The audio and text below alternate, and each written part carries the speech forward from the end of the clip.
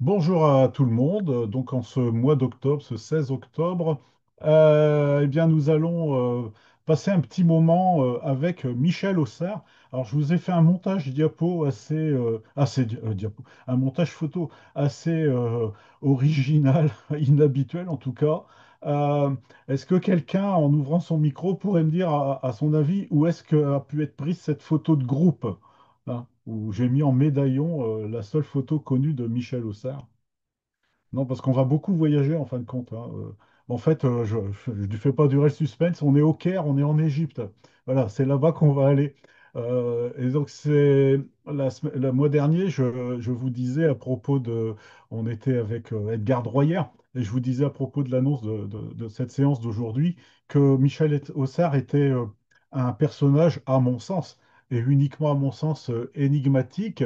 Et parmi les Picardisans, hein, sa vie, en fin de compte, est troublée par le fait qu'il en ait passé une bonne partie en Égypte. Et c'est une notion que j'ai depuis très longtemps. Je vais vous dire comment. Mais donc, on se demandait un peu comment cela pouvait se faire. Enfin, ça n'a rien d'improbable, mais on va remonter donc au début du siècle, du XXe siècle. Le parallèle avec Edgar Droyer est quand même assez surprenant. C'est que, et au départ, je voulais faire les deux Marister avec les deux personnages le même jour. Mais il s'avère qu'il y a de la matière. Edgar Droyer est né en 1899, Michel Aussard aussi. L'un est né dans le Val de Nièvre, l'autre juste à côté, puisque Michel Aussard est né à Fief-Montrellet. La Fief, c'est une petite rivière qui est affluent de la Nièvre, qui elle-même est affluent de la Somme. Ils ont tous les deux une carrière d'enseignants, donc d'instituteurs. Je suppose qu'ils sont passés par l'école normale d'Amiens, donc pendant les années de la Première Guerre mondiale. Ils sont tous les deux mobilisés à la Première Guerre mondiale. Voilà, et ils ont tous les deux écrit en picard. Ils sont contemporains, mais rien ne laisse soupçonner qu'ils se soient rencontrés. Mais inversement, rien ne laisse soupçonner qu'ils ne se soient pas rencontrés non plus. Euh, Quant à savoir s'ils s'appréciaient, ça peut être une autre paire de manches, puisque je vous disais le mois dernier que Edgar Droyer avait approché des auteurs, des personnalités du monde culturel, et en particulier à Paris, un ancien communaire. Donc on va faire dans le vocabulaire simple, donc plutôt des gens de gauche, voilà. Et puis il est issu du milieu ouvrier du Val-de-Nièvre, bien que son père soit receveur des postes là-bas à Saint-Ouen. Et puis Michel Aussard, lui, vous allez voir, lui, il est plutôt tout à fait sur l'autre bord de l'échiquier politique, tout au moins dans sa vie d'adulte et d'entre-deux-guerres. Je laisse planer un petit suspense. Mais hormis ces similitudes, il y a des dissemblances. Euh, Edgar Droyer, si vous vous souvenez, il a essentiellement développé son Picard après la Deuxième Guerre mondiale, bien qu'il en ait publié quelques textes avant. Et Michel Auxerre, c'est dans l'entre-deux-guerres que ça va se passer. Voilà, c'était pour vous dire qu'il y avait vraiment des similitudes et dans leur Picard, qui est riche chez tous les deux, et en particulier chez Michel Auxerre, il y a un bon gros vocabulaire picard à étudier d'assez près. Donc on a de la matière. Alors, je vais vous brosser un peu le personnage, qui est-il, et puis comment sa vie. Alors, j'essaye de préparer quelque chose pour que ça se voit bien. Comment sa vie a pu être reconstituée à partir d'éléments vraiment ténus au départ. Euh, Michel Aussard, je commence par la fin. Il a publié deux petits livrets de rien du tout en Picard qui sont là. Il n'y a pas d'indication, si ce n'est que c'est imprimé à Doulan. René Debris, dans son anthologie de la littérature picarde, qui est de 1978, oui, c'est ça, il met un texte de Michel Aussard dedans, un texte qui n'est pas dans les petits livrets que je vous ai montrés. Les almanachs amiénois, les précieux almanachs amiénois qui sont publiés dans l'entre-deux-guerres, que ce soit Le Hérisson ou bien l'almanach, là c'est encore Le Hérisson, mais il y a le Grand Almanach Picard qui sont là, publient des textes des deux auteurs dont je vous ai parlé, puis de combien d'autres. Et donc, on a quelques bribes d'informations. Les Rosati nous en donnent un tout petit peu plus. C'est comme ça que j'avais su qu'il était passé par le Caire, puisqu'il s'est marié là-bas. Et voilà. Et puis après, ben, on a les archives départementales, des choses comme ça.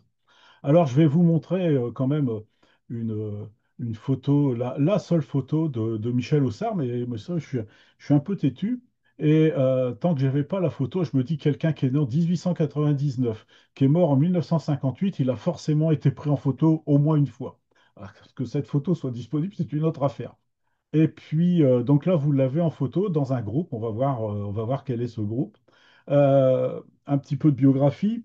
Michel Aussard, alors, ça commence par une confusion. Il naît à Fief-Montrelet chez ses grands-parents maternels, mais ses parents habitent à Beauval. Beauval, c'est juste à côté de Doulan. Ça s'écrit Beauval. Ça n'a rien à voir avec le zoo, mais il y en a qui vont voir les pandas là-bas quand même. C'est une parenthèse.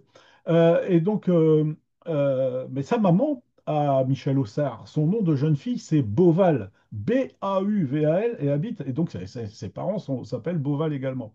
Donc, il y a des mentions qui sont répertoriées en disant qu'il est né à Beauval. Et en fait, non. Alors, il a vécu toute son enfance à Beauval, ça c'est certain. Non, il est né d'une maman Beauval chez ses grands-parents Beauval à Fief-Montrelet. Voilà, c'est juste son acte de naissance. Et son père, il est secrétaire de mairie et probablement à Beauval, mais pas à Fief-Montrelet. Vous voyez, bon, on joue un peu sur des choses, mais il y a des pistes à démêler. Et donc, j'ai pu trouver que ses parents s'étaient mariés en 1896, donc à peu près 3 ans avant sa naissance. Donc, il va mener une carrière d'instituteur au départ, c'est ce que je vous ai dit. Donc, il se prépare à être instituteur. Et puis, la Première Guerre va éclater. Et à la toute fin de la Première Guerre, comme bah, tous ces gens qui sont nés avant 1901, et ils sont mobilisés. Donc, il va être dans un régiment de chasseurs à pied à partir de 1918. Et puis, ce parcours va l'amener. Bon, il va être au front hein, à la fin de l'année 1918 jusqu'au 28 décembre de 1918, donc septembre, vraiment l'automne. Et puis ensuite, et là je crois que ça doit être le tournant de sa carrière. L'a-t-il souhaité, l'a-t-il subi? Je ne sais pas. Mais il passe, après ce régiment de chasseurs à pied, il passe dans un régiment de zouaves, le quatrième zouave, puis le troisième zouave à Constantine. Donc il s'en va en Afrique du Nord. Et il va rester en Tunisie de 1919 à 1920, puis ensuite en Algérie. Vous aurez les dates précises jusqu'en mars 1921. Donc en fait, il fait son service, il finit sa période militaire en Tunisie et en Algérie. Il sera sous-lieutenant de réserve à ce niveau-là. Alors, vous allez dire, ça fait beaucoup d'anecdotes. Oui, mais c'est probablement ce qui va lui donner le goût de l'Afrique du Nord, hein, du Maghreb et donc jusque l'Égypte. Mais il garde son adresse chez ses parents à Beauval, il est recensé là-bas, il est noté qu'il est instituteur. Et puis, dans ses fiches militaires, on voit qu'après, il est placé en affectation spéciale en qualité de professeur. Alors, quand est-ce qu'il est devenu professeur? Ben, il y a 1 heure, je ne le savais pas. Donc, merci à CLI d'avoir trouvé des informations précises à ce niveau-là.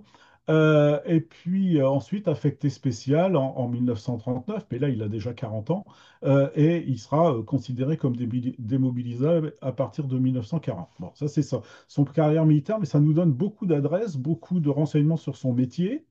Et c'est intéressant de savoir qu'un enseignant qui va devenir professeur, qui est instituteur, écrit en picard, hein, c'est intéressant. C'est pas rare, mais ça n'est pas non plus ce qu'on lui apprend à l'école normale, hein. Euh, et donc, parallèlement à sa carrière d'enseignant, dans les années 20, et quasi exclusivement dans les années 20, il exprime une activité d'écriture, de poésie. Il n'écrit que des poèmes, des textes rimés sur une prosodie classique, en français et en picard. Une grande majorité en picard, par rapport aux Français.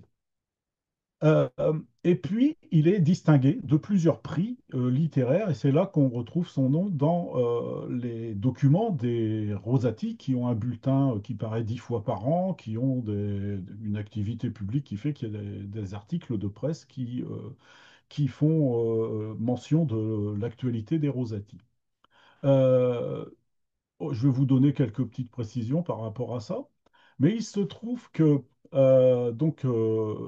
il y a en 1921, début de l'année, est annoncée une publication qui doit être faite par le Félibrige. Donc ça, on est dans le sud de la France, hein, on est avec Mistral, et ils ont une antenne parisienne, et le Félibrige annonce la création d'un hebdomadaire qui s'appelle, ou qui se serait appelé, parce qu'on ne trouve pas de trace, Le Réveil de la France, qui a sa direction à Paris, rue Blanche.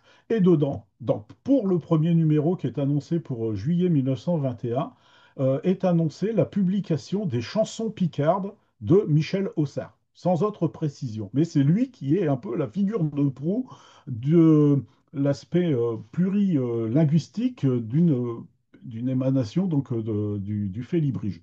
C'est assez surprenant. Alors, il y a encore des recherches à mener pour savoir si c'est paru vraiment un jour, parce que rien trouvé à BNF, rien trouvé sur Gallica. J'ai peut-être mal cherché, hein, je veux dire, c'est tout à fait possible. Mais enfin bon, il est connu. Il est connu en 1921. Et alors que, donc au niveau national, alors que localement, dans les almanachs pinois que je vous ai montrés, là, sa signature n'apparaît qu'à partir de 1922. Alors vous me direz, un almanach de 1922 est forcément imprimé en 1921. Donc on est dans la période où il commence à avoir une certaine notoriété.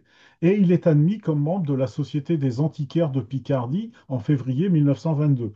Pour ceux qui ne le sauraient pas, les antiquaires de Picardie existent toujours. C'est une société savante. Il ne s'agit pas de marchands de meubles, hein.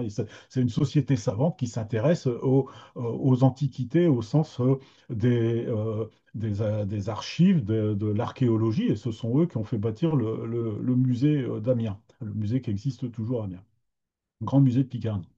Et donc, il est admis là, donc, dans la Société des antiquaires en 22, et il participe en juillet, c'est toujours en juillet 1922, à Fontenay-aux-Roses, à la fête des Rosati, donc une autre société anacréontique, comme ils le disent eux-mêmes, donc qui est pluriculturelle, les arts, les peintures, sculptures, et surtout, au XXe siècle, l'écriture en français ou en picard. Et donc, il est déjà intronisé Rosati et il vient d'obtenir un premier prix avec Rose d'argent pour un poème en picard qui s'appelle Chévu, qui est pas mal du tout. D'ailleurs, ce poème est super bien construit. On n'est pas obligé d'aimer, hein, mais je veux dire, au niveau de la création, de l'écriture du texte et puis du vocabulaire qui est dedans, après, c'est une question de sensibilité individuelle. Et ce texte donc n'est pas publié à ce moment-là, à ma connaissance, mais on va le retrouver après-guerre dans une revue qui paraît aussi 10 fois par an, qui s'appelle Picardie, la revue Picardie. On va retrouver ce texte avec la mention de cette rose d'argent. Et donc, Michel Auxerre est connu à Paris parce que, en particulier, les Rosati euh, de Paris on est au début de la radio, hein, on est presque avec le cohéreur d'Édouard Branly, et donc ils ont une émission de radio, les Rosati de Paris, qui est sur Radio Paris, et le 23 mai 1927, à 16h30, c'est très précis, hein, je n'ai pas l'enregistrement, mais je sais la date et l'heure, donc il y a une émission qui est présentée sur le thème de la Basse-Picardie, et dedans, il y a une lecture d'un texte de Michel Auxardt. Vous voyez qu'il a quand même une certaine euh, reconnaissance de la part de ces sociétés-là. Quand est publié le recueil des contes picards de Louis Servat, donc, dont on a déjà parlé, de d'Ailly-sur-Noye en 1923. Dans la page de garde sont annoncées les prochaines éditions et dedans, il y a Amnidée de Michel Auxardt. Ça ne sera pas publié dans cette collection-là, ça sera publié chez Charles Dessin à Doulan. Ça ne sera pas chez les Veillards à Amiens, ça ne se fera pas là, mais c'est annoncé. Donc c'est en préparation à ce moment-là. Et Donc on a plusieurs, comme ça, plusieurs éléments. Au- En avançant un petit peu, ben, on se rend compte qu'il est présent et que ces livres vont être publiés, que certains de ces textes passent dans les almanachs. Et puis, Michel Auxard, un jour, il va disparaître, quoi. C'est quand même assez surprenant. Euh, je vais regarder ce que j'avais prévu de vous lire. Alors, je vais vous lire tout de suite, parce que sinon, je vais vous faire un long monologue. Je vais vous lire tout de suite un de ces textes je vous dis un peu le contexte avant de le lire. Et puis, donc, on arrive, hein, 1921, 22, là, 23, 24 maintenant. Donc, fin 23, il y a la Société d'émulation d'Abbeville, une autre société savante, hein, qui existe toujours également, fait appel pour son concours Praron. Praron, ça a été un maire d'Abbeville, c'est un poète qui était très, très, très célèbre au 19e siècle. Et puis, donc, il y a un concours de poésie en français et en picard. Et c'est Michel Aussard qui obtient le premier prix, c'est annoncé au début 1925, avec un recueil qui va s'appeler Ombre picarde, qui est là. Hop, alors il y a toujours le même problème de netteté, j'y comprendrai jamais rien. Voilà, je vais me mettre devant mon visage. Et donc, 5 poèmes, hein, c'est un petit recueil, il y a 5 poèmes, quatre en français et puis un en picard à la fin. La Société d'émulation va publier 4 poèmes. Il y en a un qui va rester un petit peu sur le côté. Et puis, il y a le poème picard qui n'est pas bien connu, qui s'appelle Au Lombe de Cheruène. Alors, avant de vous le lire, euh, on est dans l'immédiat après Première Guerre mondiale. Les villages ont été ruinés. Je ne sais pas du tout si comment la famille de Michel Aussard a été affectée. Beauval, je ne pense pas qu'elle ait été particulièrement, hein. Le commandement unique, c'est à Doulan, c'est juste à côté. Mais les villages tout de suite à l'est, dans le nord amiénois, c'est quasiment la ligne de front. Et donc il y a chez Michel Aussard une inspiration qui n'est pas véritablement lié à sa propre vie, ni à la vie de ses parents. Il va parler par exemple, il va parler de Tisserand. Son père n'est pas Tisserand. Il va parler de laboureur. Ses parents ne sont pas laboureurs. Lui-même ne l'est pas. Ça n'empêche pas on a tout à fait le droit d'en parler. Et donc là, il va parler des ruines de la guerre 14. euh, et il va dire au Lombe, là, vous avez vu le titre, là, c'est Ombre picarde, hein, au pluriel. Et donc chaque poème, enfin sauf un, commence par l'ombre, et il va mettre l'ombre donc en picard. Alors l'ombre en picard, c'est au masculin, c'est au Lombe. Et c'est pas à l'ombre, c'est au Lombe. Et dans certaines publications, on voit à l'ombre. Mais quand ce sont des livres, à chaque fois, c'est bien mis au masculin. Donc il y a plus de soins apportés à un livre qu'à une publication à qui on va donner un texte et puis qu'il y a des gens qui composent au plomb et puis qui éventuellement remettent un petit peu à leur manière de comprendre le texte Picard qui éventuellement peut être aussi manuscrit. Alors je vais vous lire Olombe et Tcheruène. Ou que qu'il aima bien, ai-je bien qui venait de ma père, elle moison, ma terre, et je n'en retrouve mi plus rien. J'ai bien ouvrir mes yeux et puis retourner chez Pierre, pas de vent, puis pas de rivière, v'là que je ne reconnais plus. Et je n'ai d'être tout partout. Il va falloir que je cache pour ne retrouver que d'autres plages de ce que avouer manou. Et n'avoir tant passé pour vivre une telle misère. Ah, vraiment, n'y a de quoi ébrer. Je n'étais donc pas assez de s'être sauvé sans un sou, sans bétal, sans voiture, pour vivre mauvaise figure à peu près tout partout, et puis d'être traité à tort comme chez Pire et de chez Homme, chez Vermineux de la Somme, ou bien chez Boche du Nord.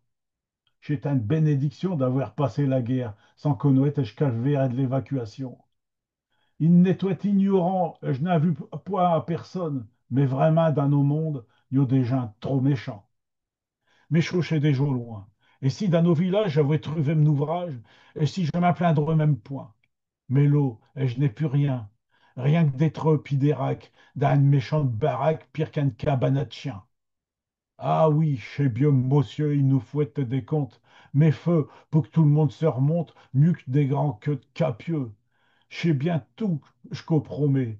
Mais chez comme un antienne, on nous donne pour atteindre des papiers pleins de cachets. Dans tout chez reconstruction, chez tant de choses qui est bien sûr, il y en a qui feront le beurre, mais d'achet commission. Puis chez Nouvelle Moison, elles ne vendront jamais chez Vieille, pour passer chez Bonne Vieille, chez Bonne Veille, et devant un grand fût de tison.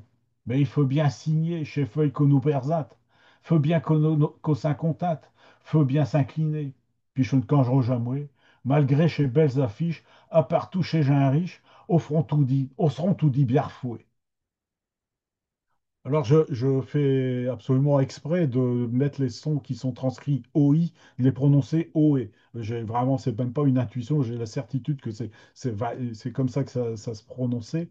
Euh, les gens que j'ai connus dans le Nord amiénois, que ce soit à Beaucaire, juste à côté de Beauval, à Molien-au-Bois, etc., c'est des OE partout. Il n'y a pas de problème. Au XXe siècle, hein, il y a pas de souci. Et c'est la transcription de l'époque et c'est celle qui est un peu prôné par Alsus le Dieu et puis par les Rosati par ailleurs. C'est pas grave, ça, c'est juste la transcription. On a la même chose dans l'Est de la Somme et on a la preuve avec les retranscriptions de textes de Servat dit par son clerc de notaire que c'est des prononciations à oui.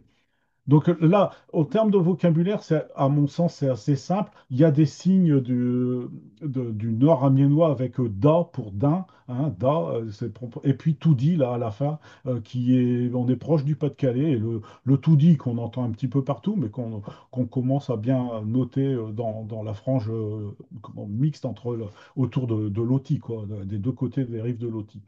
Donc un texte qui est bon, assez fort, je trouve quand même, et puis avec donc une dernière partie, un dernier tiers sur bah, les papiers, la reconstruction, le poids administratif de cette période-là.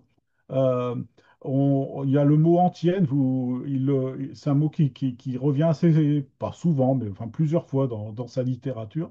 Et puis, donc les notions autour euh, des insultes qui sont envoyées aux gens du Nord qui évacuent à la Première Guerre, c'est encore arrivé à la Deuxième, hein. Mais c'était plus avec les Belges à ce moment-là, à l'évacuation de 40.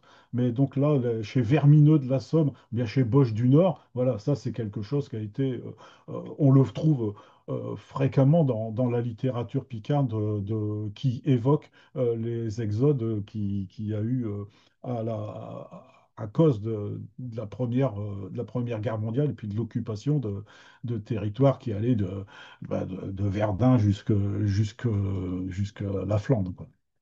Alors, donc, il obtient ce prix. Et donc là, cet après-midi, Hakim passait un document dans lequel on lit. Donc, c'est un article du courrier, le courrier de l'époque, le quotidien de la Somme, s'appelle Le Progrès de la Somme. C'était remplacé par le courrier Picard à la Libération. Et donc, on lit qu'en 1924, il est lauréat des Rosati de Paris. Et alors là c'est l'énigme, sous le pseudonyme, il s'appelle Michel Aussard, sous le pseudonyme de Victor Morsin, Morsens. Bon, alors je ne sais pas quelle connotation psychiatrique qu'il peut y avoir derrière avec Morsin, je ne sais pas bien, mais il y a un petit quelque chose. Et puis, enfin, c'est pas complètement anodin. Mais par contre, alors là, j'ai cherché rapidement sur Internet, il n'y a pas de Victor Morsin. Mais c'est quelque chose à fouiller quand même, dans le sens, parce qu'il est lauréat, c'est pas forcément en Picard, hein, les Rosati donnent des prix en Picard et en français, hein, les mêmes années, il y a deux concours à chaque fois.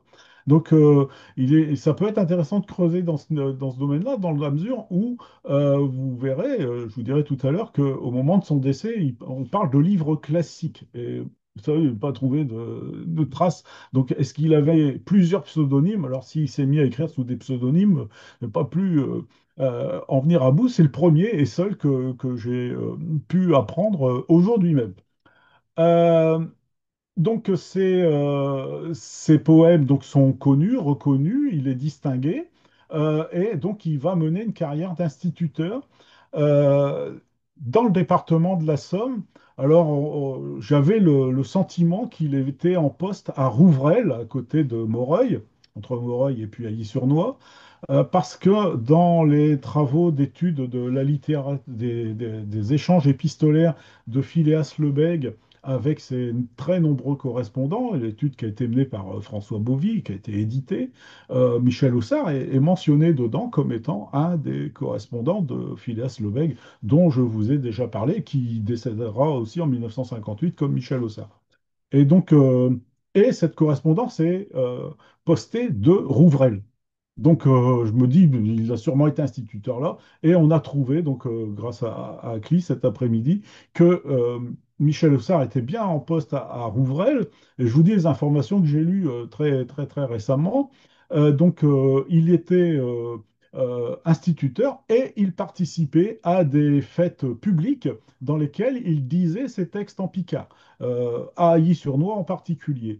Donc, c'était pas quelqu'un qui était un petit scribouillard dans son coin, non, il avait une activité publique, et donc il n'est pas étonnant qu'il ait été invité à passer à la radio à Paris, puisqu'il y a une gare à Ailly-sur-Noix qui va directement à Amiens d'un côté, mais à Paris de l'autre, donc ça, on n'est pas loin de Paris quand on est à Rouvreil.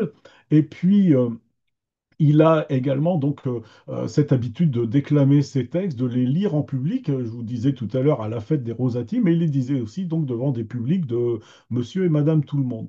Donc ça, c'est assez intéressant. Et dans les articles du Progrès de la Somme, bien, on apprend également que quand il a quitté la Picardie, il est devenu professeur en 1935. Donc là, euh, il n'y a pas il n'y a pas la moindre ambiguïté, il n'y a qu'un seul Michel Auxerre qui a un parcours professionnel et un parcours de vie qui va évoluer entre la Picardie et l'Égypte. Mais on va aller en Égypte tout à l'heure, on a encore un peu le temps. Donc ça, enfin, moi je trouve que c'est assez intéressant parce que ça brosse un personnage qui a une carrière professionnel, mais qui est, je pense, marqué par son passage sous les drapeaux quand il a fait son service, qui s'est retrouvé donc en Tunisie, en Algérie, et je vais le dire avec mes mots, il a pris goût au soleil, hein, comme ça. Il faut se situer dans ces années d'avant la Deuxième Guerre mondiale, la diplomatie française, la langue française, le rayonnement de la France, l'Empire français, euh, c'est important. Mes parents, mon père en particulier, c'est quelque chose qu'on lui a enseigné. Ces instituteurs qui étaient des contemporains de Michel Auxard donnaient des informations aussi bien sur ouais, l'Afrique du Nord, l'Algérie était française, et que sur le Vietnam, hein. Et la langue de la diplomatie, la langue des Jeux Olympiques, voilà, là, c'est le français. Et donc, il y a un grand, une grande part de rayonnement de la France à laquelle ma génération en particulier n'est beaucoup moins sensibilisée. Et Michel Auxerre, je pense qu'il fait partie d'une autre génération, hein, il peut être amplement mon grand-père, et donc qui est très, très influencé par ce moment-là, plus la Première Guerre mondiale qui a quand même amené beaucoup de malheurs, alors là, à la porte de la maison de ses parents. Donc tout ça, ça va avoir une certaine influence, je pense, sur son destin ou son choix de vie. Après, il a pu aussi tomber amoureux tout simplement, puis vouloir rejoindre sa belle. C'est pas impossible, puisque donc dans un bulletin des Rosati Picard, on lit en septembre 1928 que est annoncé le mariage de Michel Auxard, le poète, avec qui a eu lieu 6 mois avant, le 25 février 1928, avec mademoiselle Ray, R-A-Y, Ray Orlanducci, un nom qui sonne un petit peu corse, et il sonne beaucoup corse, puisqu'il est véritablement corse, et ça s'est passé au Caire. Et c'est comme ça que j'avais eu connaissance en lisant le bulletin des Rosati, il y a bien longtemps, ça s'appelle la Revue septentrionale, que donc il était arrivé là-bas au Caire. Seulement des Ré Orlanducci, je lis pas facilement l'égyptien ancien ni contemporain, et donc c'était pas facile à trouver la preuve de ça. Et puis, franchement, j'y ai passé du temps au mois d'août, hein. J'ai cherché, mais je dis, je vais m'accrocher, j'y arriverai, j'y arriverai. Et puis, donc, bah, c'est donc à partir du moment de son mariage, de 1928, que sa trace, elle va disparaître du département de la Somme. Pas de France, mais du département de la Somme. Et puis, bah, il a publié en 1900, donc je vais mettre dans l'ordre, 1926 et puis 1927, donc le tome 1 de ce qu'il a appelé Amnidée, voilà, comme ça. D'Iri de rien. Et puis après, il y a Amnidée le tome 2, Bointan, avec marqué en dessous Jargonnage d'amoureux, à ce niveau-là. C'est un sous-titre. Et ce premier volume possède une illustration qui est due à un artiste amiénois. Voilà, c'est une illustration, une gravure, comme ça, hors texte, voilà, comme ça, et qui est donc de David Riquier. David Riquier, c'est son nom, hein, c'est comme Alain Fournier, c'est en un seul, c'est un seul personnage, c'est pas son prénom. Et donc, voilà, et donc c'est publié, je vous l'ai déjà dit, chez Dossin, alors que Les Ombres Picardes, comme ça a été distingué à Abbeville par la société d'émulation, c'est publié à Abbeville chez Paillard. Et donc, ce sont des recueils, il n'y a pas beaucoup de textes dedans, hein. Vous aurez la liste détaillée de sa bibliographie. Il n'y a pas beaucoup de textes, mais ils sont bien ciselés, c'est toujours des poèmes. Et le deuxième, Jargonnage d'amoureux, est véritablement un- une ode à l'être aimé au féminin. C'est un homme un garçon d'une petite trentaine d'années à peine, qui en parle. Mais avant d'en arriver là, donc il a, euh, je vais vous montrer donc un de ses textes, puisque je vous ai parlé d'Ailly et puis d'Ailly-sur-Noix et puis de Louis Servat. euh, eh bien, il dédie un de ses textes à Louis Servat. Donc ça, ça a été publié une première fois dans un almanach amiénois. Vous aurez les détails, je ne vais pas tout donner comme ça. Et puis, l'illustration, elle est due à Charles Caron, dont j'ai déjà parlé, hein, le père de Bob Caron, et l'auteur amiénois, Charles Caron. Et donc, ça s'appelle Après-midi d'été, dédié, vous voyez, et là, c'est écrit H. Camarade Servant. Alors, remis en haut. Après-midi d'été. Chez un fourni de chez siècle passé, qui dort tranquille dans nos villages. Chez un fourni qui n'a pas d'âge, lécher un rouf, pas temps pressé. Et il fouet se dort comme un vieux jeun, il dort comme s'il faisait prangère, il fouet sa somme comme un grand-père, chez un vieux fourni bien dessin. Alors ça, sur ce quatrain, on va regarder parce que en fait, il y a le même mot qui est donné trois fois en picard. Eusdort, c'est faire sommeil, c'est s'endormir, c'est un somme qui peut être donné comment, par un bébé, par exemple. On le retrouve chez Édouard David. Il dort comme s'il faisait prangère. Prangère, c'est vraiment faire la sieste de l'après-midi. Et il faut être un somme comme un grand-père. Donc en fait, il y a les trois âges de la vie, si on veut. Zdort, mais comme un vieux jeun, il dort comme s'il faisait prangère, et il faut un somme comme un grand-père. Donc c'est un, c'est l'utilisation du vocabulaire picard qui est mis vraiment en valeur à ce niveau-là. Ich soleil et eux, chez le bois de saison, pendant que grammaire à loupe séglagne, pour le bailler quelques grains d'avagne, toute cette ingordie dans le moison. Donc, vraiment des sons très nord-amiénois, presque Amiens centre d'ailleurs. Les glagnes, c'est les poules, et la vagne, c'est l'avoine, la veine, hein, quand on nasalise un peu moins avec les gneux, hein, il y a une glane et puis il y a de la vanne, mais là c'est glagne et avagne. Être sur El Tave, la table, là aussi, c'est très région de Doulan. Être sur El Tave, où qu'on vient de mier, manger. Chez Mouk, il dit tel le capernote. Puis chez Vessel, mi-temps de chez Miotte, oublie le plage d'ach l'étimier. L'étimier, c'est un meuble picard dans lequel on fait sécher la vaisselle en étain, hein, étymologiquement, ça viendrait de là.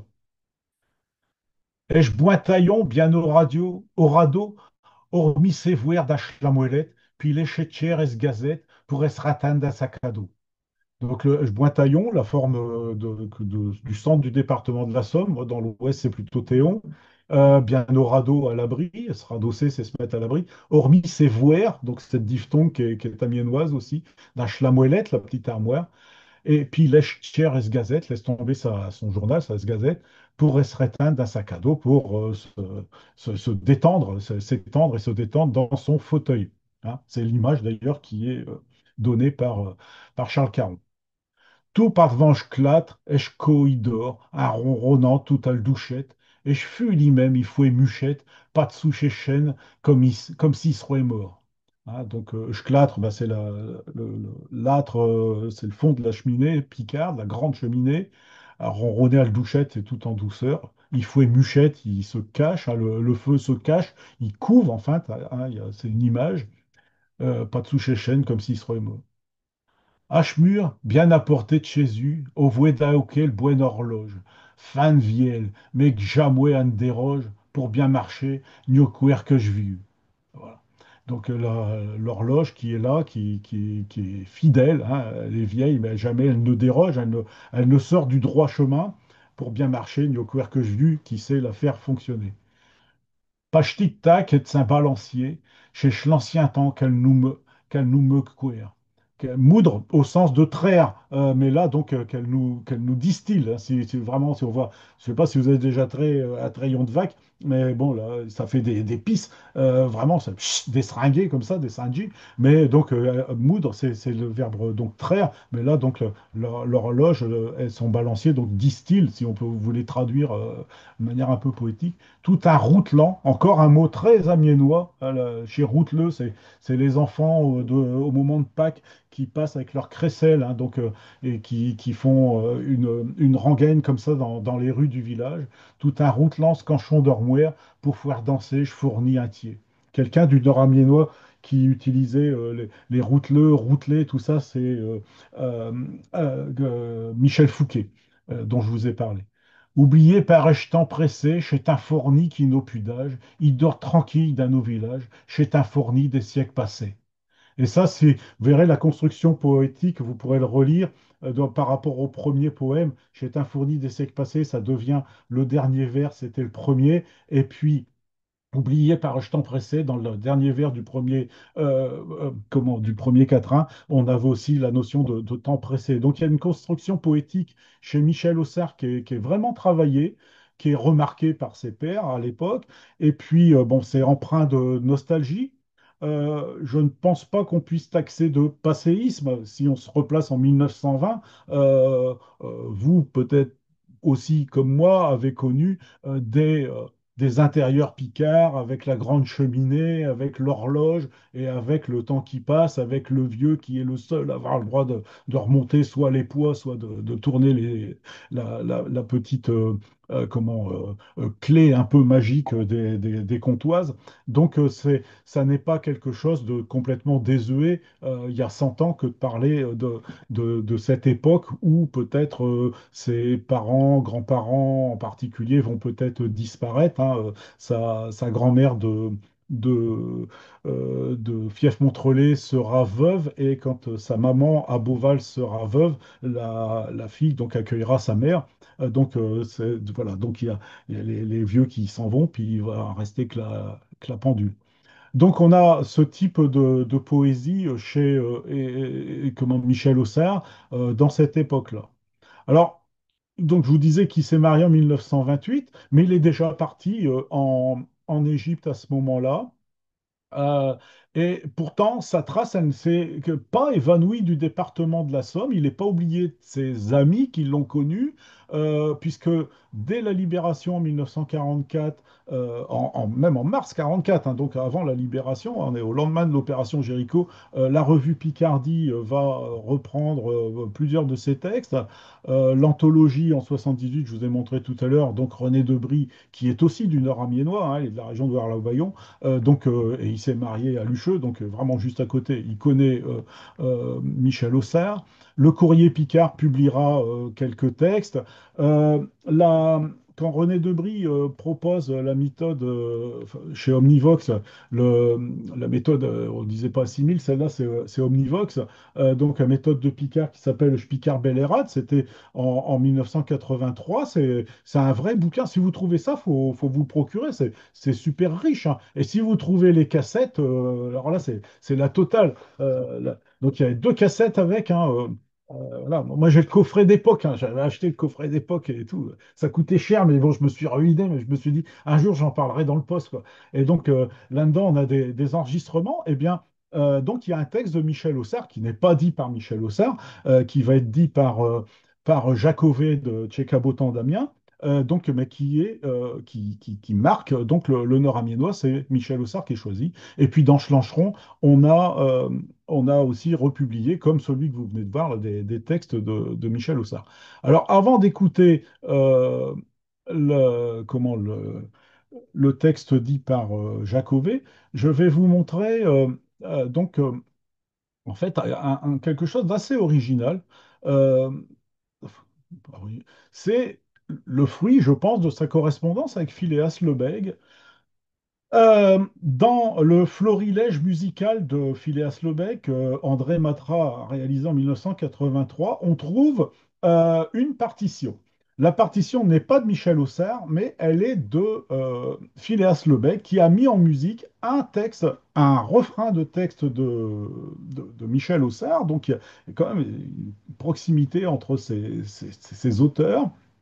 Et vous voyez que vous lirez, vous aurez le texte, hein, tout ça, mais donc Phileas Lebègue a aussi fait une adaptation en français du texte en picard, qui n'existait qu'en picard. Et le texte initial, complet, s'appelle, hop, et voilà, je vous le mets en grand, Canchon de Labour. Donc là, vous avez le texte intégral et il y a le couplet, les premiers vers, et puis ceux qui sont là aussi vers la fin. Donc, enfin, les premiers, pas, ici, c'est ce couplet qui a été mis en musique, alors qu'au départ, le texte était uniquement comme ça, comme une chanson, mais sans parole, enfin sans musique. Et donc, les illustrations sont de Pierre Ringard. Je vous ai parlé également de Pierre Ringard quand je vous ai parlé de Droyard le mois dernier, dans la mesure où il fait partie de ces illustrateurs des almanachs amiénois, mais c'est une belle plume, c'est même un beau pinceau, Ringard, hein, c'est un publiciste, il a travaillé avec René Normand, tout ça. Donc c'est des choses très construites, donc ce sont des gens qui mettent en valeur les textes picards. Et donc là, on a le canchon de Schlaboureux. Alors, je vais vous lire le début, sachant que, à ma connaissance, il n'a pas exercé, et son père non plus, le métier de laboureur, hein. Mais c'est pas grave. Et donc, on va mettre à manger dans son assiette avec lui. Pour que femme cuiche et de ménage, feu donner du blé à chemanier, le meunier. Pour mettre du blé dans nos guerniers, feu s'échiner sans perdre courage. Feu que je travaille par toute saison, par froid et par pleuve, qu'est pénitence. Mais je bois un pain qui se me récompense, chez ce roche solé dans nos moisons. Tout un fouaisant claqué me cachouère, je trache ma royon, comme mes taillons. Et puis si je m'arrête un queue pour boire, je tire de cruchon un vieil canchon. Et jusqu'à ce temps que le nuit fûche noire, je cante et puis je fouais claquer me cachouère. Alors, je fais une petite pause à ce niveau-là pour vous dire mon sentiment. Je suis jamais objectif, hein, c'est moi moi qui fais entre guillemets ce que je veux là-dedans. Mon sentiment, c'est que ce texte-là n'a pas été choisi par hasard par Phileas Lebègue pour être mis en musique. On croirait lire du Phileas Lebègue. Peut-être pas dans le Picard du Beauvaisis, bien entendu, il y a quand même des nuances assez sensibles, mais dans l'inspiration. Le laboureur, on disait de Phileas Lebègue qui était le poète laboureur, le laboureur, le grain, la farine, le pain et le bonheur dans la maison. Je veux dire, ce sont vraiment des notions qui sont propres à Phileas Lebègue. Est-ce que Michel Auxerre a été, entre guillemets, influencé par la lecture de textes de Phileas Lebègue? Phileas Lebègue était son aîné. Ou bien est-ce que, inversement, il avait écrit ça et que ça a plu et qu'il l'a soumis à Phileas Lebègue et que ça lui a beaucoup plu? On n'en saura probablement jamais rien, sauf peut-être à relire la correspondance que François Bovy a pu étudier.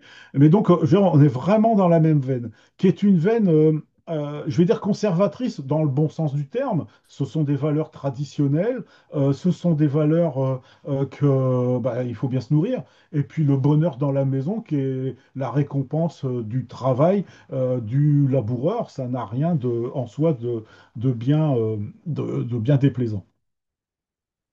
On va continuer la lecture des autres couplets.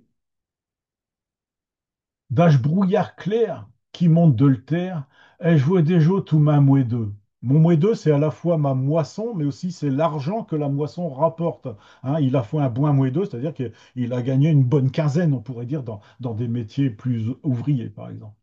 Elle jouait des jeux tout ma mouedeux. Chez Sro du blé qui monte trop. Chez Sro, je paie main et tout est misère. Je bois puis je mauvais et je vois que tout est suie. Mes deux gveaux, mes braves bêtes. 14 varons a vu le carrette, et j'tends, ils seront meilleurs qu'un nuit. 14 varons, 4, hein, donc c'est comme d'un, dans, quand, voilà. Un ratran, et je trouve arrêt sur le table, elle soupe bien queue, l'âme tolère, mes bêtes aussi erront le père, à ratéyer dans les étables. En main aux irons reprennent et schlabeur, puis de jour un jour, au front tout le plaigne. Nos nuits seront courtes, nos journées plaignent, et chose suffit pour ma bonheur. Je péris les morts à un bel âge.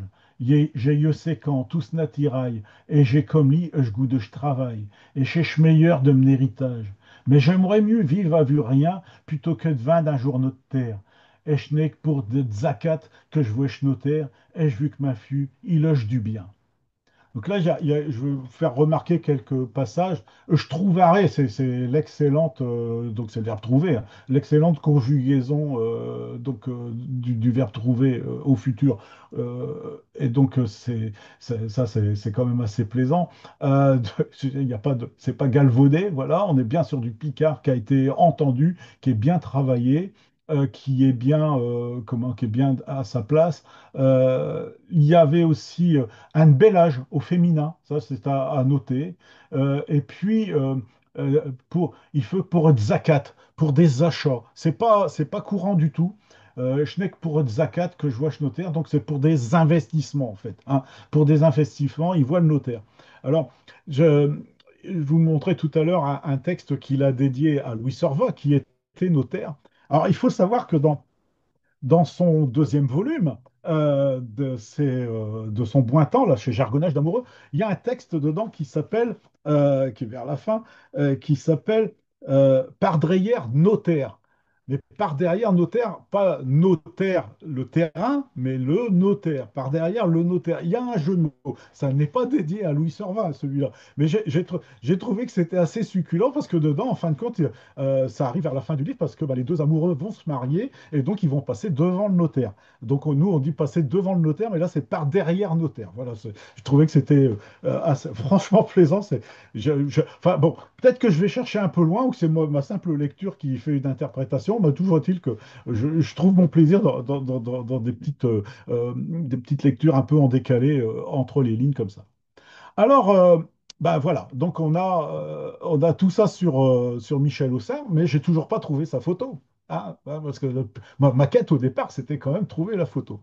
Et donc, je me dis, mais comment faire?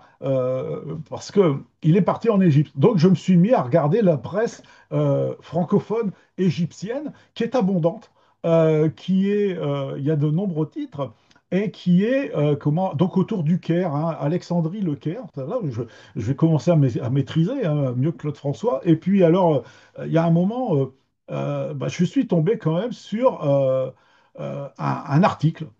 À son arrivée en Égypte, Michel Auxerre est invité au banquet de Platon offert par l'Égypte Nouvelle. C'est un journal, donc l'Égypte Nouvelle, c'est un journal hebdomadaire à vocation poétique et littéraire qui est publié au Caire, et l'article est du 28 mars 1925. Je vous relis le truc parce que là, j'étais content quand même, hein. À son arrivée en Égypte, Michel Auxerre est invité au banquet de Platon. Vous imaginez un peu être invité au banquet de Platon? Et donc, le banquet de Platon, bah, c'est ce que je vous ai montré tout à l'heure, parce qu'en plus, il y a une photo. Et donc, c'est cette photo où on voit, donc, il faut que je la retrouve maintenant, toute une tablée de gens bien habillés. Et alors, pourquoi ils en parlent? Ben, d'une part, parce que le, alors, je vais vous repasser le partage. Euh, en fait, le roi d'Égypte, tout le monde est invité, l'ambassadeur et tout. Et donc, je me suis dit, en voyant cette photo, alors là, c'est la photo du bas, il n'y a pas le médaillon. Le médaillon, je ne l'ai pas encore, hein, je ne l'ai pas encore à ce moment-là, mais j'ai cette photo-là. Et je me dis que dans toute cette tablée, alors que là, il y a forcément les plus officiels qui sont au premier rang. Bon, Michel Aussard, il a une trentaine d'années à ce moment-là. Ça pourrait être lui, là, s'il est dégarni, je ne sais pas. Mais il est plus probablement là-bas, quelque part, dans le fond. Mais je ne sais pas où. Moi, au départ, je pensais vous montrer que cette photo-là pour vous dire Michel Aussard est là-dedans qui trouvait Charlie, quoi. Et donc, Et donc, voilà, il y a cet article, et je me dis que s'il est invité dans cette assemblée, il y a deux informations que j'obtiens. C'est que d'une part, il a un certain statut social. On n'invite pas tout le monde. Moi, j'ai jamais été au bouquet de Platon nulle part. Et puis, d'autre part, il cherche à approcher une revue qui a une vocation à diffuser la littérature ou à la faire connaître au Caire. Donc, il s'installe là-bas. C'est une forme de conclusion. Il s'installe là-bas.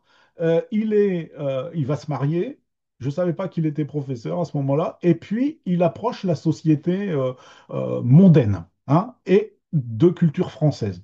Je vous assure, vous allez certainement pas le faire, mais regardez la presse de cette époque-là, c'est impressionnant. On va au Caire ou à Alexandrie comme aujourd'hui on y va. La seule différence, c'est qu'on prend le bateau, qu'on met 3 jours, et qu'aujourd'hui on met 3 heures en avion. Mais on va dans des hôtels, on va en villégiature là-bas. Alors le on est peut-être une société qui a les moyens de le faire.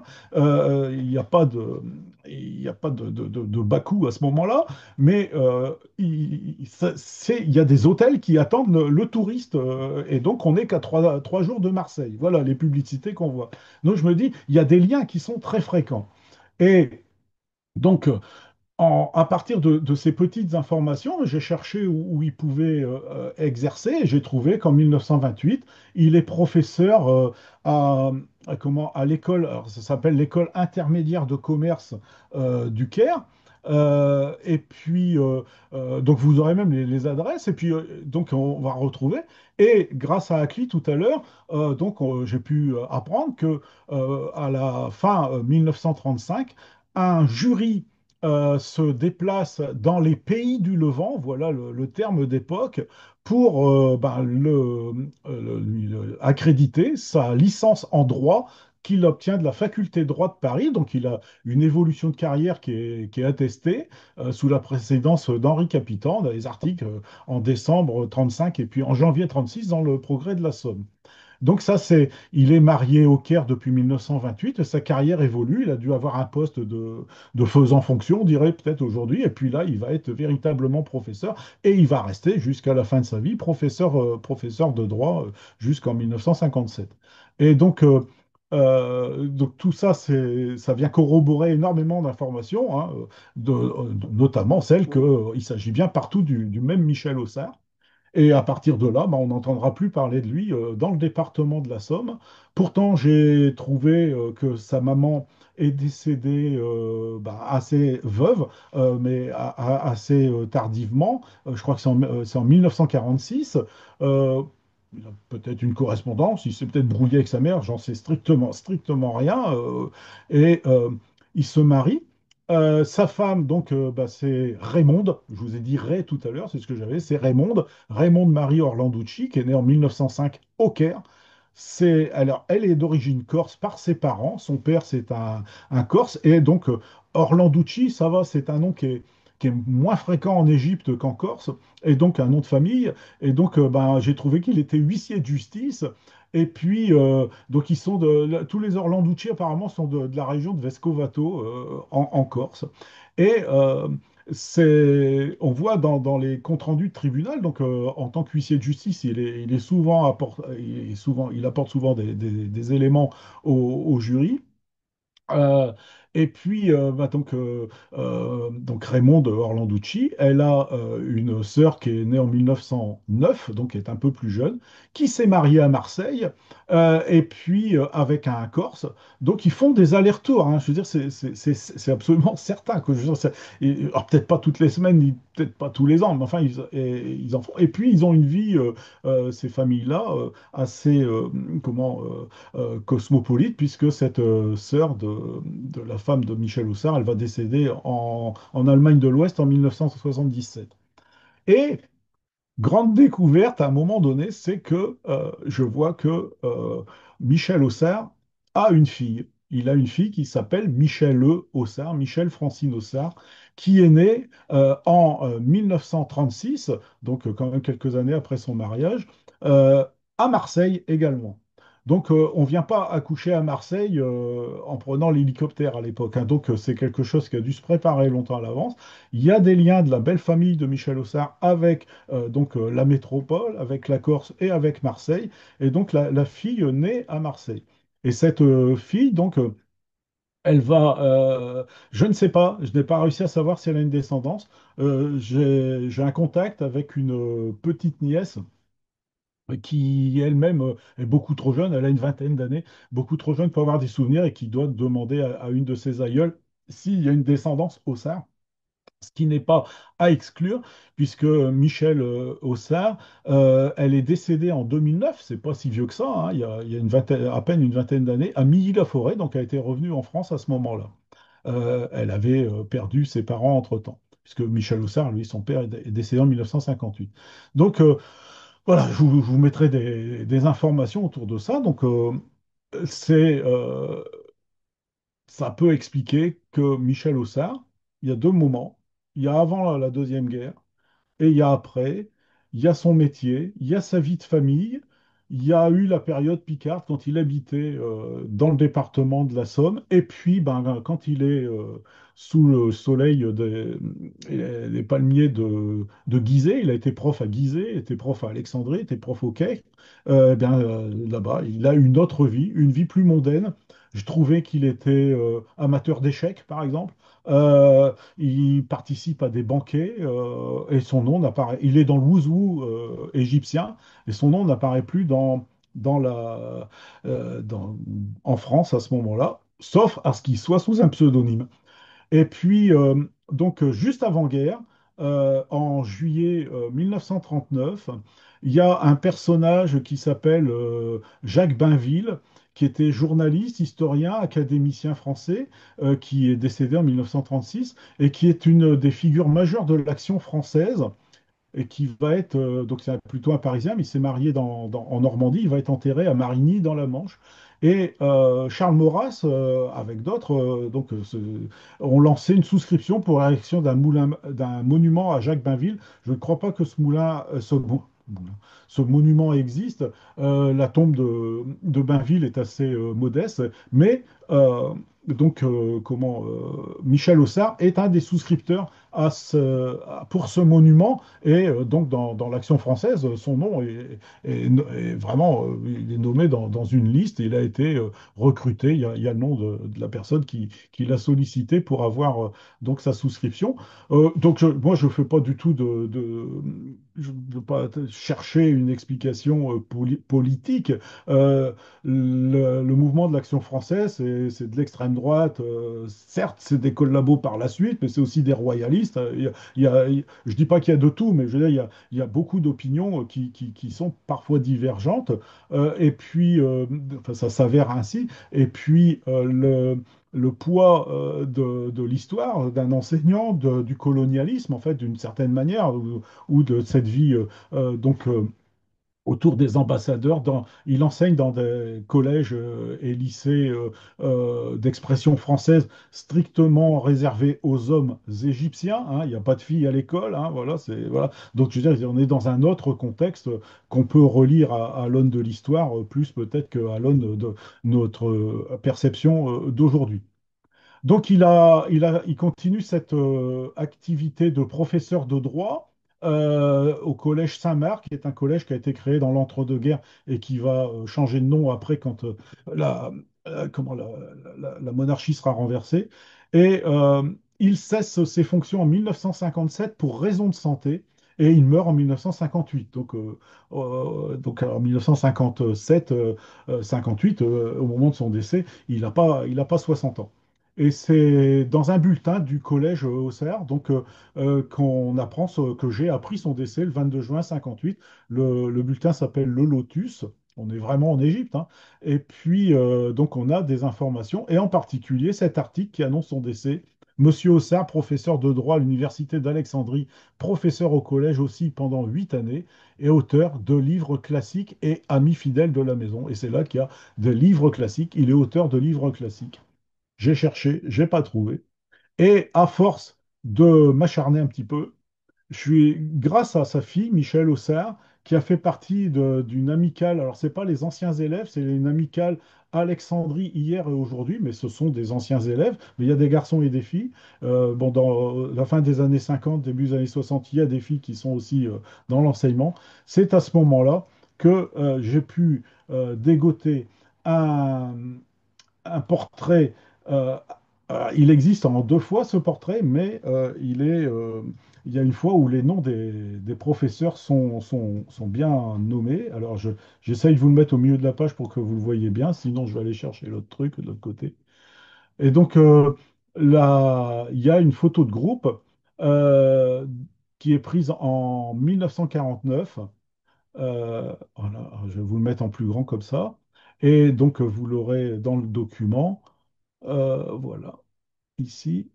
Et donc, on a cette photo de groupe avec la promotion d'élèves qui viennent de terminer leurs études. Michel Auxerre, lui, n'est professeur que de droit, mais il y a d'autres disciplines. Là, c'est un institut religieux. Donc, il y a des religieux en permanence et il y a des professeurs. Et ici, il y a sur la photo qui est identifiée, il y a Michel Auxerre qui pose. C'est la seule photo que j'ai pu trouver de lui. Il y a des activités sportives, des voyages, des choses comme ça. Il y a plein de professeurs qui vont partout. Au SAR n'est mentionné nulle part. Donc on a ça. Là, c'est en 1949, il a 50 ans. Donc il n'écrit plus en picard, mais tous ses textes en picard sont dans sa pochette là, qui tient sur ses genoux, hein, très précieusement.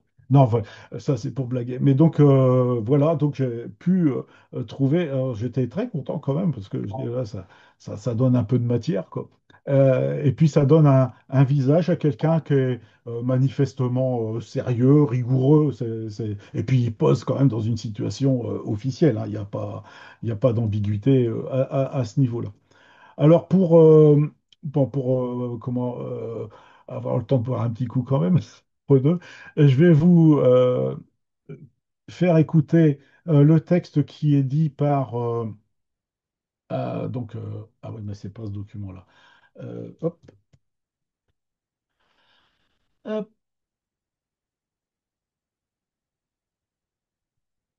par Jacovet et qui est enregistré qui s'appelle Canchon de Tisserand. Tout à l'heure, on avait la Canchon de Labour. Donc là maintenant, on a la Canchon de Tisserand qui est sur la méthode Spicard-Bellérade. Hop, je vous le mets en grand, comme ça vous le verrez bien. Et donc, je vous explique avant qu'on ne l'écoute. Euh, Si on parle de tissage, on n'est pas, on est un tissage artisanal avec des métiers à tisser comme vous en avez déjà vu, donc avec la navette, hein, la trame, la chaîne. Et donc le bruit de la navette qu'on lance, que le tisseur lance, ça fait tac, tac, tac. Et le picard, souvent, a du vocabulaire. Donc c'est ferlic, ferlac, ferlic, ferlac, ou terlic, terlac, terlic, terlac. Donc lui, il prend terlic, terlac, et donc ça va, ça vient, ça va, ça vient. Et Jacovet, pour ceux qui ont connu, c'est un excellent comédien. Il disait très bien les textes. Et donc, il va jouer sur ces sonorités d'onomatopée terlic-terlac dans la lecture du texte de Le Canchon de Tisserand de Michel Auxerre. Alors, je vous partage le texte maintenant. On écoute Jacovet.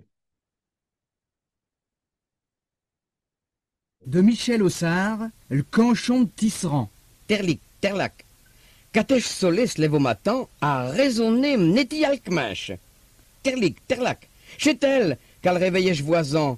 Et tous les jours, mes voisins me tinchent. Terlic, je ne suis pas couer rentier et j'aime le canchon de mon métier. Terlac, si tout le monde n'est point riche, il fait bien me nommer que tout le monde viche. Terlic, terlac, et le touel s'enroule tout le long du jour. Tout le long du jour, elle me dit buc. Terlic, terlac, pour qu'on peut mettre du pain d'un chefour, puis d'un café, un morceau de chuc. Terlic, ma pauvre père, défunt, au passé toute ce vie là-dedans. Terlac, pour moi, j'ai le même histoire. À la veille de meur, est-ce qu'il serait queer? Terlic, terlac, par mec si grand comme aimant, je m'amuse à vivre chez gens qui passent. Terlic, terlac, je suis en prison, j'y resterai demain. Chez un, pile touel, tout chaud s'entasse. Terlic, et je n'aime plan point de ma sort. Je vis sans fortaine. je mourrais sans tort. Terlac, ai-je fini l'homme n'en tienne, mais mon métier continue le sienne. Ouais, on retrouve Antienne là, à la fin. Quand on le retrouve, c'est toujours dans la fin des textes de Michel Aussard. Bon, je suis pas certain qu'au niveau vocabulaire, enfin, je sais pas s'il y a quelque chose qui vous gêne. Mnétique buc, c'est la toile, hein, qui. Et donc ça a buqué, c'est frappé, et ça rime avec le sucre, le carré de sucre du morceau dans la tasse de café. Je trouve il y a il y a un beau rythme qui est donné, un découpage. Et puis, ce texte n'était pas connu. Donc, peut-être que. Donc là, il faudra aller aux archives départementales de la Somme. Il y a un dossier René Debris dans lequel il y a énormément d'informations sur énormément d'enquêtes qu'il a menées, des choses qu'il a récupérées. Et donc, il y a quelques notes sur Michel Aussard, mais je n'ai pas pu aller aux archives. Mais donc, il y a des textes qui étaient inédits par rapport aux deux petits fascicules que je vous ai montrés là.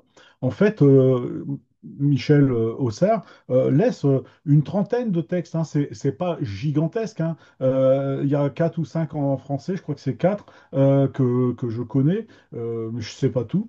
Et donc, il y a peut-être encore des inédits, des choses comme ça. Alors, justement, en parlant de ces textes, je vais vous montrer à ce niveau-là la, la liste de ces textes où ça se trouve. Euh, voilà. Donc là, on a, voilà, vous avez le Lotus qui est là. Bon, là, c'est la partie d'échecs à laquelle il a contribué. Donc, sur cette page, sa bibliographie, vous voyez que ce premier recueil, quatre textes en français, un texte en picard, les deux recueils édités. Et puis, alors, il y a des textes qui sont connus sous plusieurs titres. D'ailleurs, je voyais tout à l'heure que le Credo, ça s'appelle aussi Credo d'un paysan. Et puis donc je vous ai mis la liste des textes et les endroits où ils sont parus. Donc là, les deux premières colonnes, ce sont ces ouvrages publiés. Donc vous avez comme ça la table des matières dans l'ordre à ce niveau-là. Et puis là où les textes ont été éventuellement republiés ensuite, hein, c'est pas le cas de tous, mais il y a donc chez Vieux n'a jamais été publié dans ces recueils et à partir de Tout un Wardan chez Vac jusque tout en bas, là tous ces textes-là ne sont publiés que des publications éparses, hein. Et donc quand le courrier Picard reprend un texte, c'est quelque chose qui a été déjà publié par exemple. Mais dans Spicard Bellerade, ben donc là, Canchon Tisserand, c'est un inédit à ce niveau-là. Donc et aucun texte n'est meilleur ou moins bon, hein, en termes de langage. Ce qu'on a le plus souvent, c'est un thème de la nostalgie, un thème de la ruralité. Le blé, on a vu, les vaches, enfin des choses comme ça. Et puis ce texte sur la guerre 14, hormis, mais on va y revenir après, ces jargonnages d'amoureux qui sont quelque chose d'assez original. Alors tout en bas, là, je pense que vous pouvez voir, là, parce que comme moi j'ai un écran un peu particulier, je vais vous mettre comme ça. Donc Olivier, pour l'agence, s'est amusé, si, je ne sais pas si c'est le mot, je sais pas si ça t'a amusé à le faire, mais enfin, je trouvais que c'était amusant de faire ça, à demander à l'intelligence artificielle de travailler pour nous.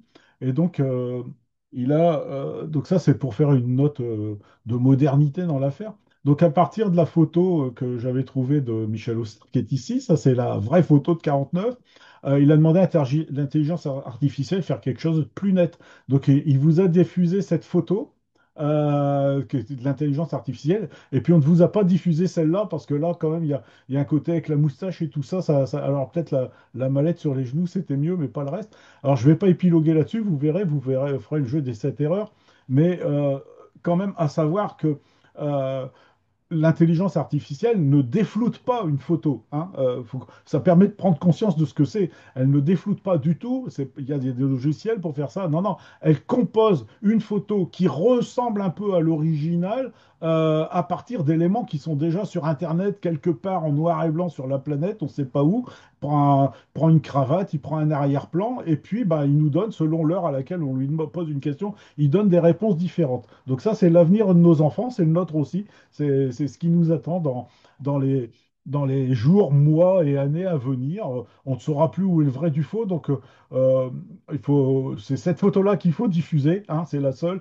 Les autres, ce ne sont pas des amusements, mais ce sont des explorations. Mais les Picards ont toujours été friands de la modernité et on n'y déroge pas en s'intéressant à cette photo de Michel Houssard. Mais peut-être qu'un jour on trouvera l'original, parce que ce sont des étudiants, je crois, qui sont australiens ou canadiens font des sites avec ces informations-là. Parce que ces écoles d'Alexandrie et surtout du Caire ont un rayonnement international aussi, hein. Je veux dire, c'est une sacrée plaque tournante, l'Égypte, hein. Elle l'est encore aujourd'hui dans la géopolitique présente, mais c'est quelque chose de très, très important.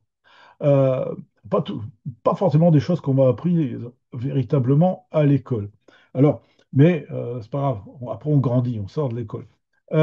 Donc, je vous parlais à l'instant de jargonnage d'amoureux. Donc, je vous ai sélectionné quatre textes. Euh, c'est pas la bonne page. Si, c'est la bonne, non? Je crois pas. Celle-ci que je veux vous partager. Voilà.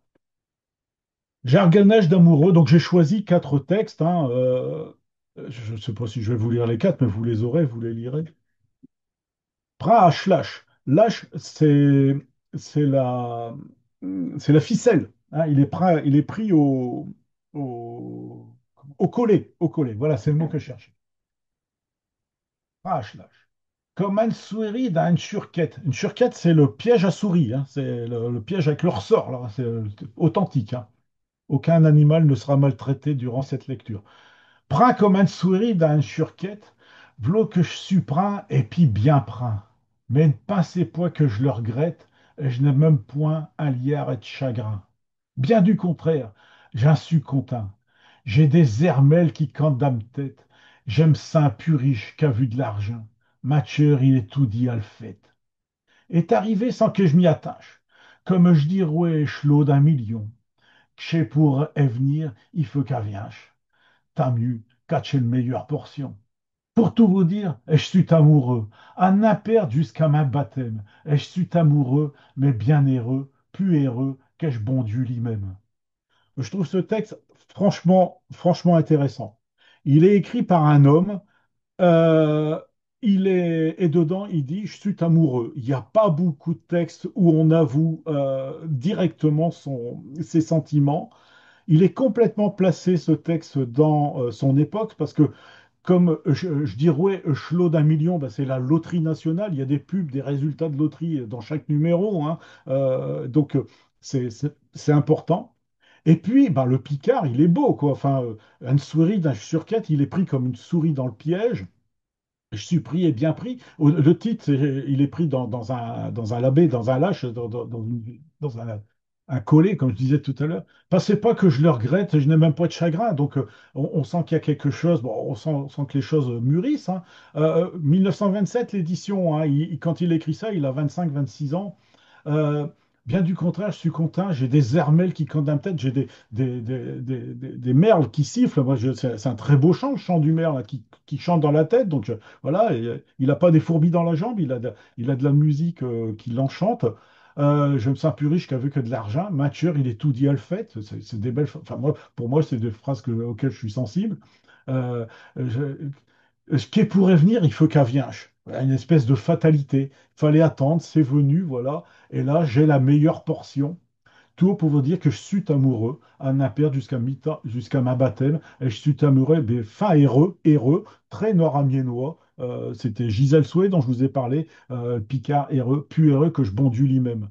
Et pour quelqu'un qui est chrétien, il est dans des écoles chrétiennes, il est quand même très conservateur dans l'âme. Voilà, ça veut dire quelque chose que d'être plus amoureux que le bon Dieu lui-même. Alors ensuite, bah, il y a l'arc-en-ciel, chez l'arc-en-ciel. Et touche moment que je t'ai vu braire, J'ai j'ai bien ma pu méchant souvenir, et quand j'y pense, ma tueur y serre, puis je me promets de ne plus le revire. Je n'ai qu'un avis, est-ce lol de te plaire, et je passerai d'achevu pour réussir, et même l'agne, j'irai bien le caire pour ne plus lécher tes yeux faire chire. D'Alfond, ai-je suti si carchin, et de vouloir être fouer du chagrin, faudrait que je fusse un vaste épluc, mais pour ti, je ne veux que du soleil, et qu'à être ri un tchomolé, au dire ouais que j'ai plein de bouc, et de chuc. Donc là, on est sur un sonnet, hein. Euh, il y a une larme quelque part, et puis ben, il veut guérir la larme de son amoureuse. Et puis, le moment que je t'ai vu Brère, hein, Brère, c'est pleurer, bien sûr. J'ai bien ma plus méchant souvenir, mon plus mauvais souvenir, un méchant qui est vraiment employé à très bon escient à ce niveau-là. Et CAD, j'y pense, on a encore le CAD, donc la prononciation doulanaise. CAD, j'y pense, Mathieu, il se sert, et puis je me promets de ne plus le revire, de ne plus revoir cette situation, de plus remettre mon cœur dans la situation de malheur. Je n'ai qu'un avis, ai-je tol de te plaire, donc je veux te séduire, je veux te plaire, et je passerai d'achevu pour réussir. Donc là, c'est vraiment l'amoureux qui fait toutes les promesses à sa belle, et je passerai d'achevu pour réussir. C'est bien réussir comme ça, hein. Et même laine, j'irai bien le caire, j'irai décrocher la lune, hein, mot à mot, c'est presque ça, hein. J'irai chercher la lune pour toi, pour ne plus lécher tes œufs, se faire chire, s'humidifier, hein. Frais en Picard, c'est humide en français, hein, c'est humide, frais, c'est pas froid, hein, c'est comme la peinture fraîche, je dois, doit être la 25e fois que je vous le dis en 10 émissions, mais bon. Et donc, c'est juste se faire chier, se remplir de larmes, voilà. D'Alfond, est-ce si carchin, si pas méchant, ni sournois, c'est entre deux, quoi, pour vouloir te faire du chagrin. Est-ce que je suis si méchant amoureux pour vouloir te faire du chagrin? Faudrait que je fusse un vaste épluc. Alors là, c'est le mot amiénois par excellence, hein. On a ça chez Lafleur, un vaste épluc, un bon à rien, hein. Vraiment, c'est vraiment le dernier des derniers, le vaste épluc.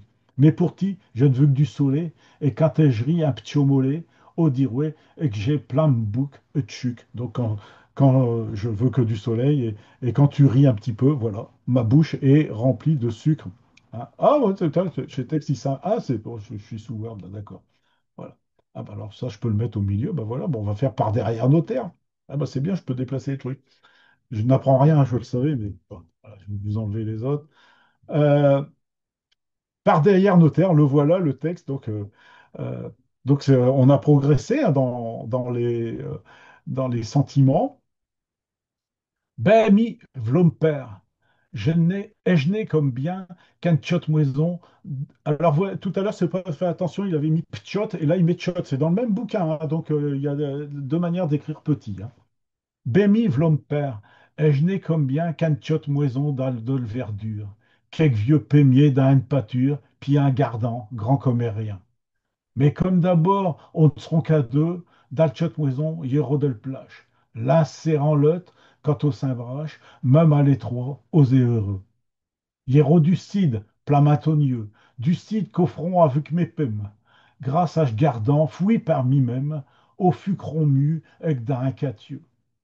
Terreau, cheglain qui pondront dessus, puis des lapins, avec tu pour van, et puis namoelle, elles seront toutes pleines et de linge blanc, et puis d'écrus. Et dans le pâture, terreau des fleurs pour arranger sur le drèche. Vloche contrafoué, feuille que j'ymèche, ec par sûr, toute terreau mature.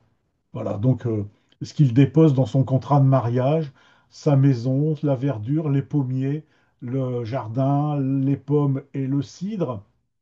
Et puis, ben, au début, on ne sera qu'à deux, donc il y a une promesse d'agrandir le foyer. Hiero du site d'Achtonieux, donc le jardin que je ferai moi-même, donc avec mes pèmes. Au fucron, fuquer, c'est manger, mais c'est presque manger du bout des dents. C'est entre déguster et puis grignoter, quoi. Parce que quand on est amoureux, on se nourrit pas forcément de pommes ou bien des fruits du jardin. On se contente de regarder la personne qui est en face. Mieux que dans un château, à Catieux. Tes rochers Glen qui pondront des œufs, hein, les Glen et les œufs qu'on retrouve là, hein. Grind comme tout à l'heure, chez Lapin, toujours les sons nord-amiénois.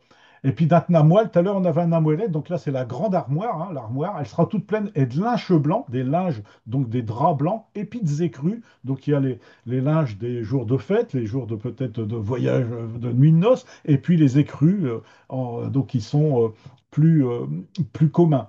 De la toile donc moins blanchie. Et d'alpature, terreau des fleurs pour arranger sur le drèche.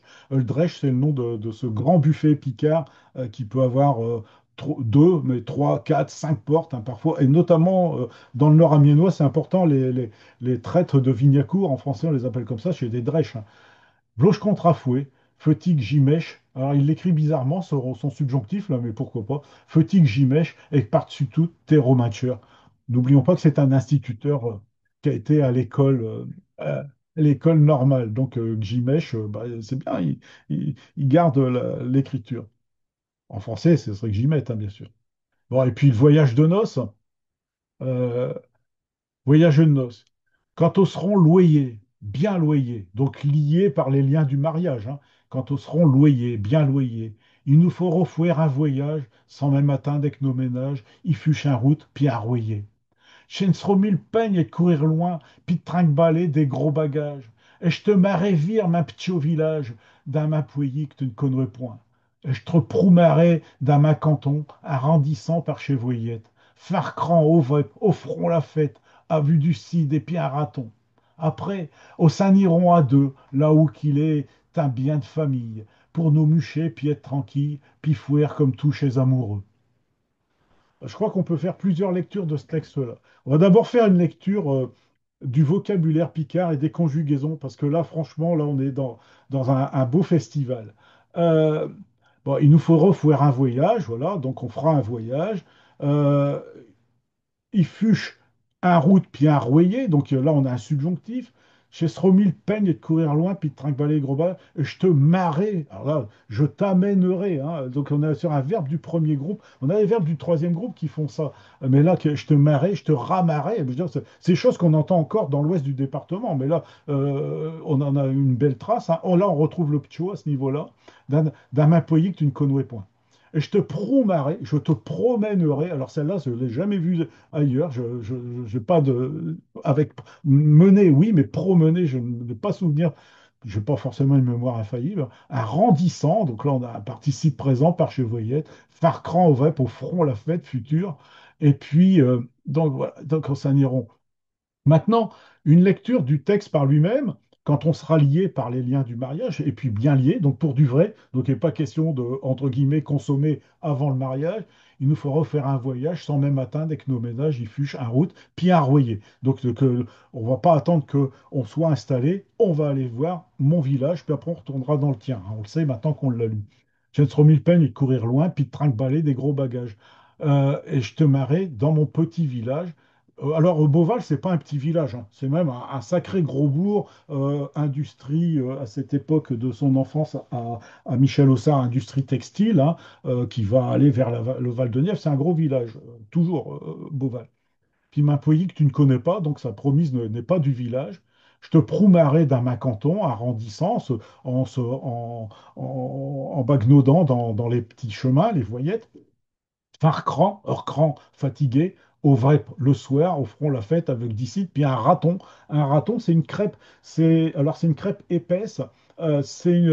C'est donc de la pâte à crêpes. C'est pas du pain. Hein, donc ça se dit aussi. Alors raton, on l'a beaucoup dans l'ouest de la Somme. On l'a un petit peu dans le nord amiénois. Sinon, c'est les crêpes, c'est des landimoles, c'est des andimoles ou des landimoles ou des kerpettes aussi. Mais raton, c'est vraiment le terme initial le plus répandu pour ces pâtes qui sont cuites directement sur le four à bois. Après, au Saint-Niron, hein, pas au Nos-Niron, mais au Saint-Niron à deux, euh, là où il est un bien de famille, donc là où est ton bien de famille, ta famille, pour nos muchets. Donc là, il va quitter son village, on va se mucher, puis être tranquille, et puis faire comme tous chez amoureux. Bien.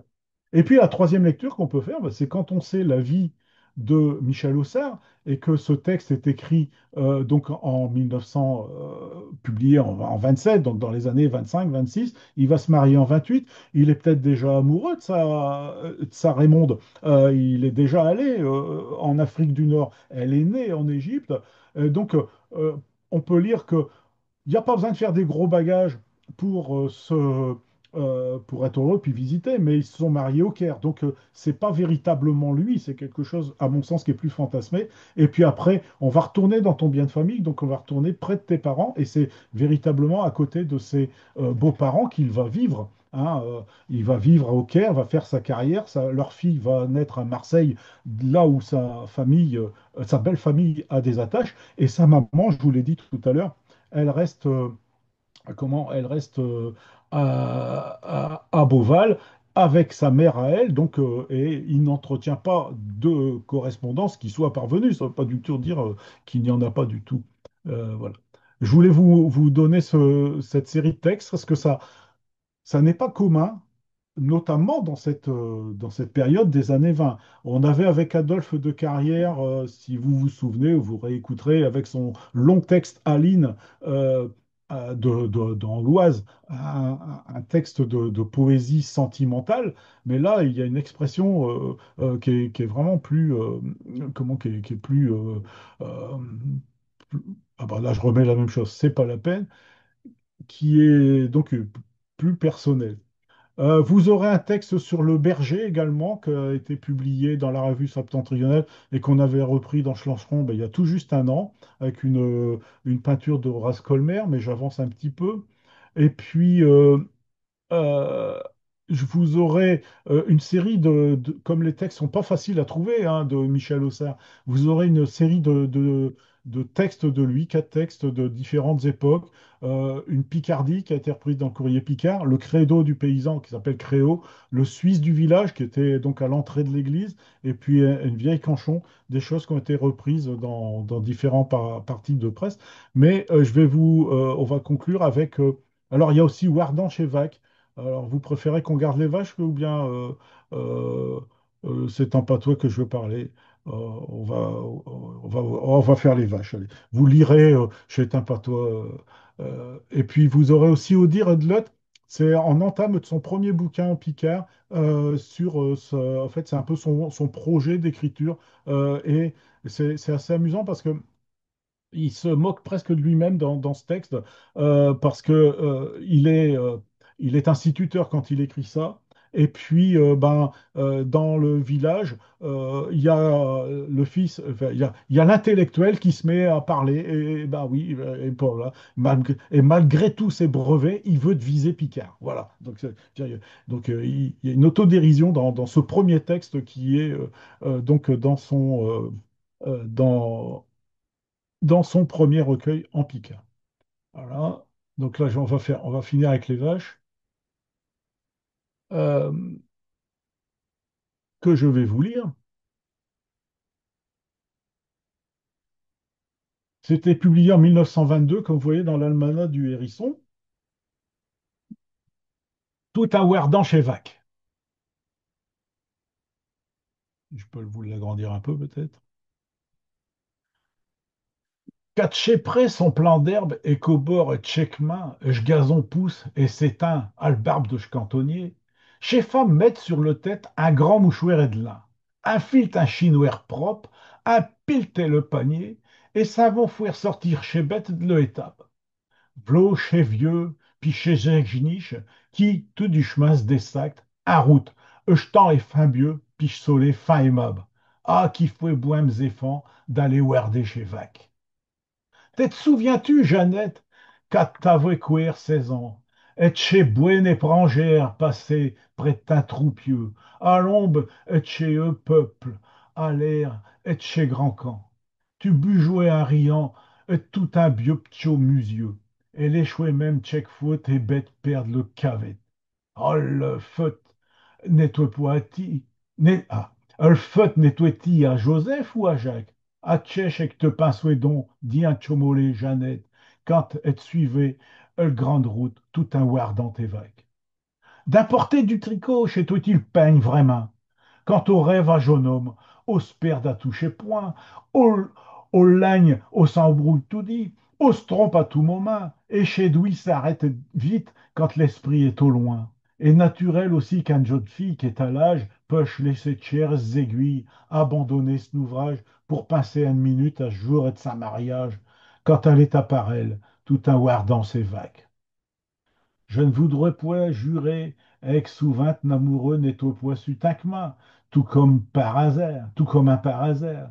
T'es tout rétus de le vire, il prend doué ce nerf heureux, elle t'en passe oué si vite que tratroué studitaire. Chez Etché et puis chez Fossé, au faisouet des muchettes. T'avouais l'air de te défunt d'un grand coup de p'tiot claque, mais on a v'nouet tout dit à jus de bouchi bouchette. Chez comme che qu'aux oublis qui fait warder ses vagues. Ah, c'est un grand malheur, sans doute, que de devenir vieux. Mais puisqu'il n'y a plus rien, faut s'infouer une raison. Et puis, s'y retrouve ton poids d'acheter fille, d'acheter fût. Et je n'étais point eux qui ouardaient le bonheur de moison. Chez ta le tour acheteur à se trondeler dans le verdure, à cacher, suchterreau, chez boin de chouin, chez boin de tac. Mais le choquer nos vieilles rendirent par chez pâture pour le ramatouer tout un ouardant chez vac. J'aime bien aussi celui-là. Vous le relirez tranquillement. Vous verrez que les paragraphes 2, 3 et 4, hein, donc ceux qui sont, le décor est planté au début. On va garder les vaches, donc c'est dans une activité vraiment ancestrale, rurale. Et puis à la fin, ben, on a vieilli, donc on va laisser les vieilles repenser au passé. Mais entre deux, la jeune fille, elle a 16 ans, elle a des amoureux, Joseph ou Jacques, on ne sait pas lequel. Et puis elle a pris son tricot pour faire comme si elle ne serait pas occupée, mais ben, au s'embrouille d'un ligne, au rêve à un jeune homme, chez Douai il s'arrête, et puis on pense à autre chose. Le truc, il y a beaucoup d'images comme ça qui viennent, qui relèvent des sentiments, de l'interprétation des sentiments de l'autre. Et puis ben, après, on rentre tard et puis on trouve des excuses, mais ben, les haies, les fossés, ça fait des petites cachettes, des muchettes. Et puis alors, il y a le jeu, alors ça, c'est jamais vu non plus, ça, jus de Bucci Bouchette. Enfin, c'est à aucun dictionnaire, il y a rien, nulle part où c'est repris, ça, jus de Bucci Bouchette. Je veux dire, voilà, c'est une de mes grosses motivations dans la littérature, je le dis parfois aux étudiants, enfin, aux stagiaires, c'est que la littérature met des mots. Ça peut être de l'invention, ça peut ne pas en être, ça peut être des mots locaux, ça peut être des mots familiaux, ça peut être simplement une assonance. Mais la littérature, elle possède cette richesse-là que les dictionnaires ne reflètent que très, très, très partiellement. Et donc, c'est mon plaisir, il est là-dedans. Voilà. Donc, ouais, c'était bien de finir avec ça. Puis, Wardé chez Vac, hein, voilà, il y a pas du tout de concession aux Français. Il y en a quelques-unes, mais il y en a toujours. Le picard et le français sont deux langues qui sont sœurs, qui sont cousines. Vous mettez le terme que vous voulez, mais donc qui sont apparentées. Donc c'est pas grave ça. D'ailleurs, il y a des mots de français qui sont picards hein, d'origine, donc c'est pas grave. Et ça ne manque pas.